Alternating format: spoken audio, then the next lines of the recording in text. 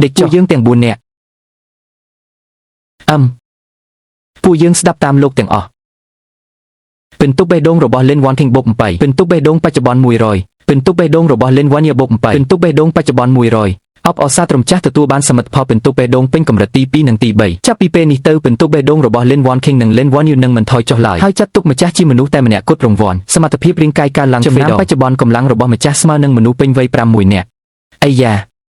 រង្វាន់នេះហាក់ដូចជាធម្មតាសោះមិនសូវខ្លាំងដូចរង្វាន់មុនទេ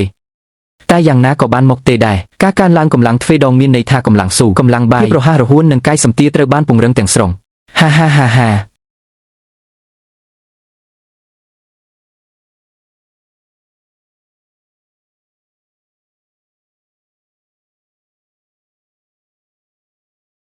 មកហើយ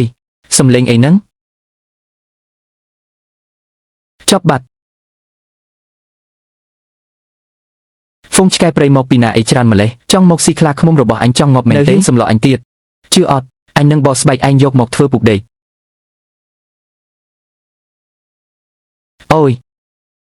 នេះមិនមែនជាឆ្កែណានេះច្បាស់ជាហ្វុងចប់ព្រៃដែលកំពុងស្រេកឃ្លានខ្លាំងហើយខ្ញុំចាំថាមានចំណីឆ្កែគូលេបត្របាក់យី10តោនមិនខ្វល់ទេសិនចាំគិតទៀតហេពួកឯងចង់ស៊ីរបស់នេះមែនទេ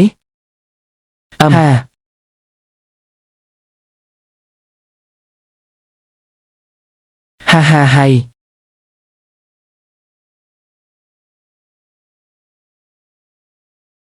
ស៊ីឆ្អែតហើយក៏ប្រញាប់ទៅមិនក៏ដេកលក់អស់ទៅវិញមិនបានប្រាប់ថាស៊ីឆ្អែតហើយឲ្យប្រញាប់ទៅទេអីយ៉ាបានហើយពួកឯងប្រញាប់ដេកទៅចាំទុកណាកុំឲ្យដល់មេឃភ្លឺអញនឹងវីពួកឯងឲ្យងាប់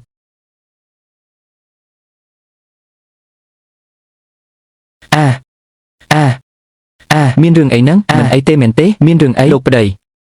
នេះគឺជាឆ្កែមែនទេមិនក៏ច្រើនម្លេះហេ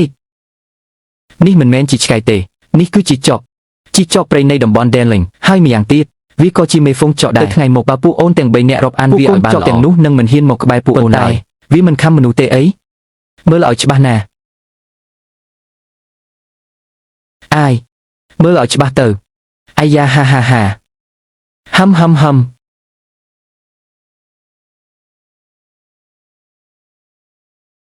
វាមិនខំមនុស្សមែនតើឃើញទេពួកវានឹងណាត្រឹមតែមិនខំមនុស្សទេទាំងយកចិត្តមនុស្សទៀតផងហើយម្យ៉ាងទៀតវាកំពុងតែពោះកូនចក់នៅក្នុងបើមិនមានរឿងអីកើតឡើងទេឬខានស្អែកវានឹងកាត់កូនហើយចុះបើពួកវានៅក្រៅផ្ទះកណ្ដាលព្រៅធ្លាក់បែបនេះកូនចក់ប្រកាសជីកកស្លាប់មិនខានឲ្យវាស្នាក់នៅក្នុងផ្ទះយើង2 3ថ្ងៃទៅអីចឹងឲ្យវាទៅនៅក្នុងផ្ទះទៅព្រោះនៅខាងក្រៅត្រជាក់ខ្លាំងណាស់បងនឹងឲ្យចំណីលីស៊ីឲ្យឆ្អែតរបស់នេះគឺជាចំណីឆ្កែ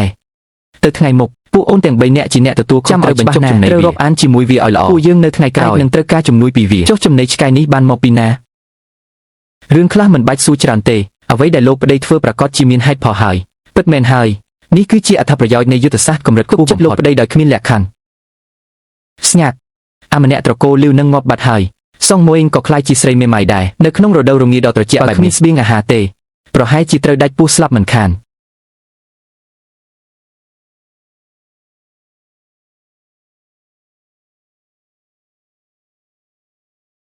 គឺបងដេជីតាហេតុអីបានជាបងនៅតែហ៊ានមកផ្ទះខ្ញុំទៀតបើត្រូវលីឆេងដឹងគាត់នឹងវាយខ្ញុំទៀតមិនខានអូយគាត់